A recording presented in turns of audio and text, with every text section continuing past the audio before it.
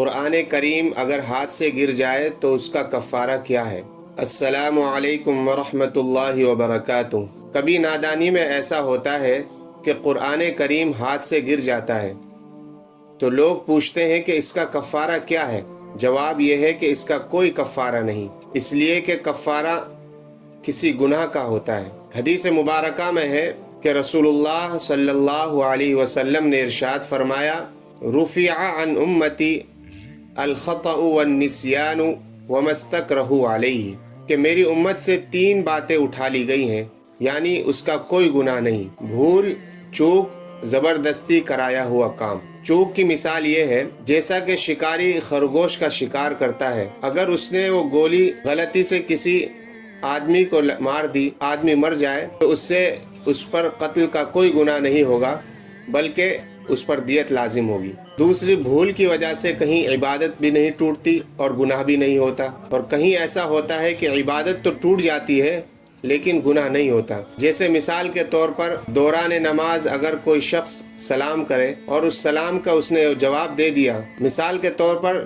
نماز کے دوران اگر کسی شخص نے سلام کا جواب دے دیا تو اس سے نماز تو ٹوٹ جائے گی لیکن کوئی گناہ نہیں ہوگا۔ اسی طرح اگر روزے کی حالت میں کسی نے کھا پی لیا بھول سے تو اس سے نہ روزہ ٹوٹتا ہے نہ کوئی گناہ ہوگا۔ تیسرا، زبردستی کرایا ہوا کام، جیسا کہ اللہ تعالیٰ کو مباح چیز میں سب سے زیادہ ناپسندیدہ چیز طلاق ہے، یعنی اگر کسی شخص کو زبردستی پکڑ کر اسے طلاق دلائی گئی تو اس طلاق دینے والے کو گناہ نہیں ہوگا، کیونکہ یہ اس سے زبردستی طلاق دلوائی گئی ہے۔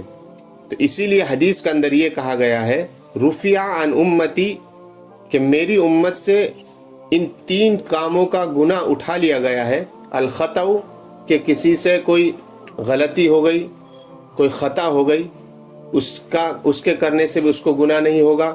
والنسیان، چوک ہو گئی، اس سے بھی اس کا کوئی گناہ نہیں ہوگا۔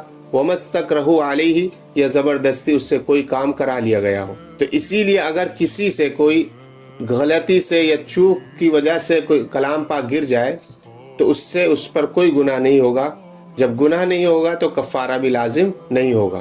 البتہ اگر کوئی مومن اپنے دل میں اس کو بوجھ سمجھتا ہو کہ مجھ سے یہ غلطی ہوئی ہے، کہ مجھ سے کلام پاک گر گیا ہے، تو اس کو چاہیے کہ کچھ صدقہ و خیرات کر دے۔ حدیث کے اندر کوئی متعین نہیں ہے کہ یہ چیز صدقہ کرے، یہ چیز خیرات کرے، اتنی چیز کرے، اپنی جی سے جتنا چاہے وہ صدقہ و خیرات کرے، تو انشاءاللہ اس صدقہ اور خیرات کی وجہ سے اس کے دل سے وہ جو بوجھ ہے وہ دور ہو جائے گا۔ اللہ تعالی ہم سب کو قرآن کریم کا ادب احترام کرنے کی توفیق عطا فرمائے۔ وما علینا الا البلاغ۔